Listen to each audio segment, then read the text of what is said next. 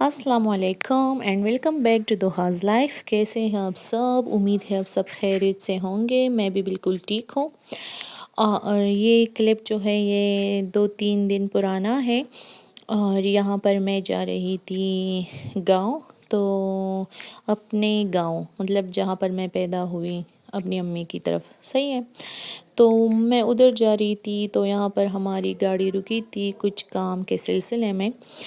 تو یہاں پر بچے جو تھے وہ بنانا کھا رہے تھے، اور بناناز کی جو چھلکے تھے وہ نیچے پھینک رہے تھے۔ تو یہاں پر ایک بکری اور وہ چھلکے اٹھا کے کھا رہی تھی۔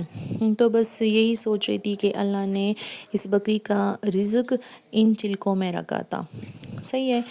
تو ایک بات ہے کہ اللہ تعالیٰ اپنے بندوں کو بے سہارا نہیں چھوڑتا، خواہ وہ انسان ہو، جانور ہو، چرند پرند جو بھی ہو۔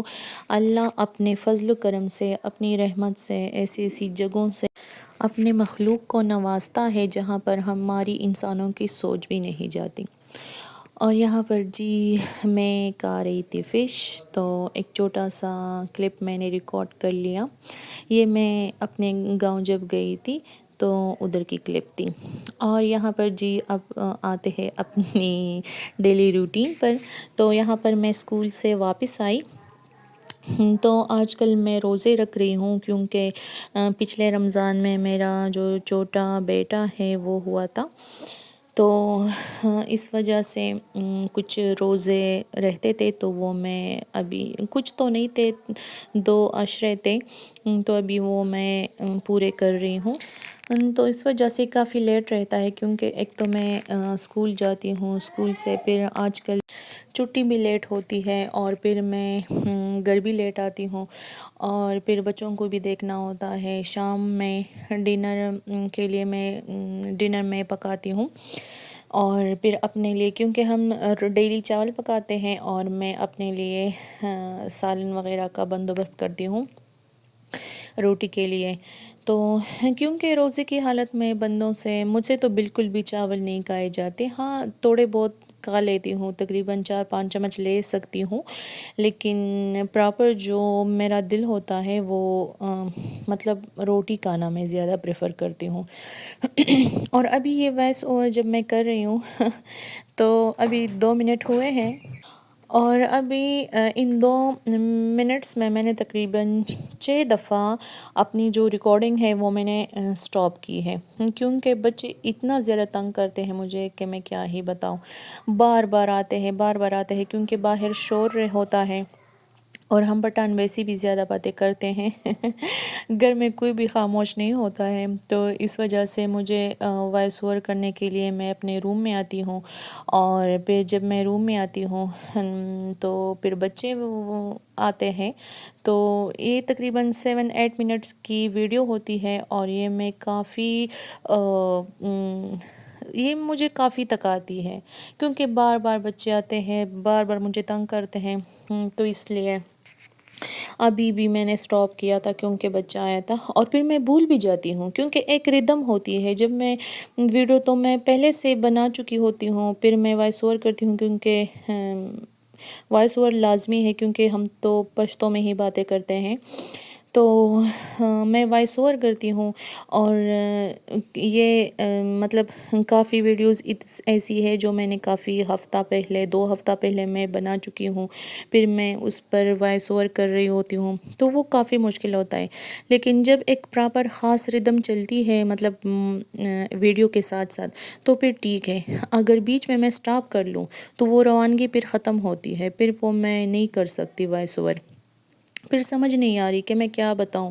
اور اوپر سے ایک مسئلہ یہ بھی ہے کہ ہم پٹھان ہیں، نہ تو ہمارا ایکسینٹ جو اسپیشل پنجابی لوگ ہیں جو اردو بولتے ہیں یا اردو اسپیکنگ ہیں، نہ تو ہمارا جو ایکسینٹ ہے اردو کا، نہ وہ اس طرح کا ہے، نہ ہم ان لوگوں کی طرح سافٹ بولتے ہیں، کیونکہ پٹھانوں کی اردو جو ہے وہ تھوڑی ریجڈ سی ہے، وہ پشتو بھی تھوڑے ریجڈ ہی بولتے ہیں، تو اردو کی تو آپ پوچھی ہے گا مت صحیح ہے۔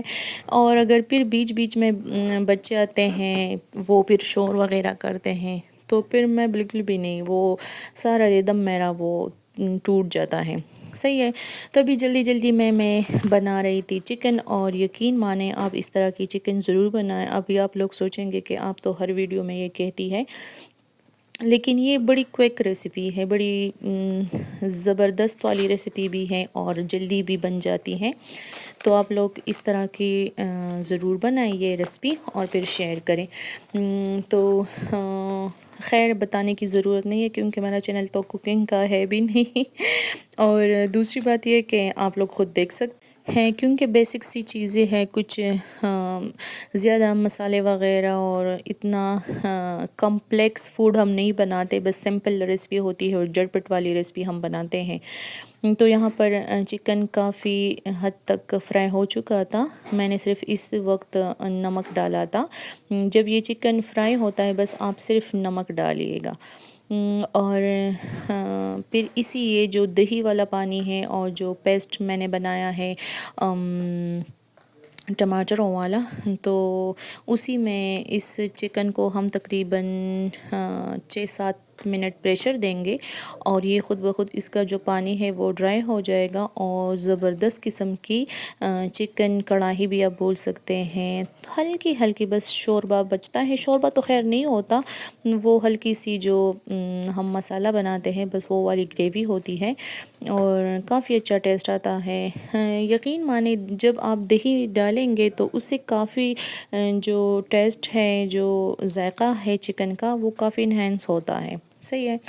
تو یہاں پر میرا چکن جو تھا وہ تقریباً ڈن تھا، اور اس چکن میں صرف سالن کا جو مسالہ ہے وہ میں نے یوز کیا ہے، نمک اور گرم مسالہ بس، اور زیرہ میں یوز کرتی ہوں لیکن ابھی گھر پر زیرہ موجود نہیں تھا تو اس وجہ سے. اور آلو بھی آپ اس وقت ڈال سکتے ہیں چکن میں، لیکن ابھی جو گھر میں لوگ ہیں وہ آلو نہیں کھاتے تو پھر وہ ضائع ہوتا ہے، اس لیے میں نے نہیں ڈالا.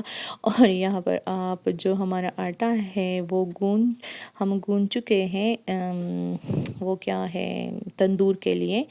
اور یہاں پر جو عربی ہے وہ لنچ میں بنا تھا، اور ابھی آٹے کی کوانٹٹی آپ لوگوں نے دیکھی ہے. یہ میری سسٹر ان لا نے گوندا ہے یہ اس آٹے کو، تو کافی زیادہ گوندا ہے. اور یہاں پر جی میرا جو ڈنر تھا، میرا افطاری تھا، وہ تھا ریڈی. تو سوچا کہ آپ لوگوں سے شیئر کروں. یہ وہ والا کدو کا اچار ہے جس کی ریسپی میں نے آپ لوگوں سے شیئر کی ہے. اور یہ تھا چکن کی فائنل لک، کافی ٹیسٹی بنا تھا، اور چٹنی تھی اور عربی تھا. اور یہاں پر میں کر رہی ہوں اپنی افطاری. تو مجھے اپنی دعاؤں میں یاد رکھیے گا. اور یہ ہے تندور کی روٹی. صحیح ہے. تو مجھے اپنی دعاؤں میں یاد رکھیے. اور اگر کسی نے میرے چینل کو سبسکرائب نہیں کیا تو پلیز چینل کو سبسکرائب کرے، ویڈیو کو لائک کرے اور اچھا سا کومنٹ کرے اور اپنا ڈھیر سارا خیال رکھیے گا. تو چلیے مجھے دی اجازت. اللہ حافظ.